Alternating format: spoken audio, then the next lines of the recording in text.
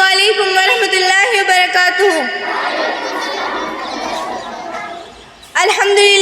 अल्हम्दुलिल्लाहि रब्बिल आलमीन वस्सलातु वस्सलाम अला सय्यिदिल मुरसलीन व अला आलिहि व अस्हाबिही अजमईन, अम्मा बाद। मुअज़्ज़िज़ सामीन हज़रात, अस्सलामुअलैकुम। बात सलाम अर्ज़ है कि जैसा कि आप सभी जानते हैं कि हम सभी यहाँ पर अपनी अपनी तकरीर का मुज़ाहिरा करेंगे। बराए करम मुलाहिज़ा फरमाइए, आज की इस पुररौनक बज़म में मेरी तकरीर का मौज़ू होगा वालिदैन की कदर आज के दौर में। वालिदैन की कदर आज के दौर में कुछ भी नहीं है। आज के लोग अपने वालिदैन को अपने पैरों की धूल समझते हैं। वो अपने वालिदैन अल्लाह की तरफ से दिया हुआ एक बेहतरीन तोहफा है जो सबको मिला है, किसी को कम दिन के लिए तो किसी को ज़िंदगी भर के लिए, मगर ये तोहफा सबको मिला है। आज के लोग अपने वालिदैन को गाली देते हैं। वो ये नहीं सोचते कि जिन्होंने उसे पैदा किया वो उसी को गाली दे रहा है। वो उसी को गाली दे रहा है। जब लड़की की शादी हो जाती है तो वो अपनी बीवी के बहकावे में आकर अपने वालिदैन को मारता है, उन्हें गाली देता है, यहाँ तक कि उन्हें घर से भी निकाल देता है। वो ये भूल जाता है कि बचपन में उसके वालिदैन ने उसके साथ क्या सलूक किया था। लोग बीवी के लिए माँ बाप को भुला देते हैं। उनके जज्बात को सूली पर चढ़ा देते हैं। वालिदैन की कदर आज के दौर में किसी को मालूम नहीं। जब इंसान पढ़ लिख कर एक अपने कदमों पर खड़ा हो जाता है तो वो अपने वालिदैन के तमाम एहसानात को भूल जाता है। वो भूल जाता है कि वो कौन सी हस्ती है जिन्होंने उसे उसके कदमों पर खड़ा होना सिखाया, जबकि वो उसके काबिल भी नहीं था। उसे बोलना सिखाया वो हमारी माँ ही थी जिन्होंने हमें 9 महीने तक अपने पेट में रखा। उस वक्त हमारी माँ को कितनी तकलीफ हुई होगी, ये तकलीफ हम क्या समझेंगे, वो तो एक माँ ही समझ सकती है कि माँ की मोहब्बत का अंदाज़ा इस शायर से लगाया जा सकता। जब माँ की दुआ घर से लेकर निकलती हूँ, एहसास होता है कि जन्नत में टहलती हूँ। माँ बाप ने हमें पाला पोसा बड़ा किया और हमारी माँ खुद गीले में सोती थी, हमें सूखे में सुलाया करती थी। हमें जरा सी भी तकलीफ हो जाती थी वो सारी रात नहीं सो पाती थी और सारी रात हमारी देखभाल करती थी। हम थोड़ा सा बीमार हो जाते तो वो इतनी डर जाती थी, हम थोड़ा सा रो देते तो वो इतना रो देती थी। और आज के इंसान ने अपने वालिदैन के तमाम एहसानात को फरामोश कर दिया है और नई दुनिया में जीने लगे हैं। जब बच्चा तड़पता है तो माँ का दम निकलता है, मगर जब माँ तड़पती है तो फिर ज़मज़म निकलता है। पहले के लोग अपने वालिदैन को अपने कंधों पर बिठाकर हंस कराया करते थे और तब भी वो अपने वालिदैन के एहसानात का बदला नहीं चुका पाते थे। अगर इंसान अपने जिस्म की खाल उतार कर भी उनकी जूती बनाकर भी अपने वालिदैन को पहना दे तो भी अपने वालिदैन के एहसानात का बदला नहीं चुका पाएगा। उम्मते मोहम्मदिया, तुम जरा सोचो कि तुम अपने वालिदैन के साथ कैसा सलूक करते हो। वालिदैन की नाराज़ी में अल्लाह की नाराज़ी है और वालिदैन की खुशी में अल्लाह की खुशी है। वालिद जन्नत का दरवाज़ा है और वालिदा के कदमों के नीचे जन्नत है। अल्लाह ने माँ के प्यार की ऐसी मिसाल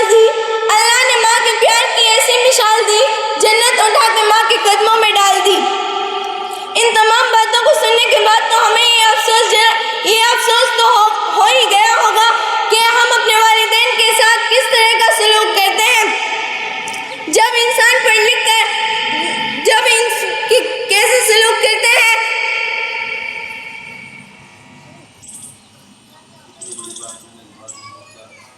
कि जब एक थका हारा बाप अपने घर आता है तो वो अपने बच्चों का हंसता हुआ चेहरा देखकर अपने दिन भर की थकान भूल जाता है और जब वो कमाने के लिए जाता है तो ये सोचता है कि अगर मैं नहीं कमा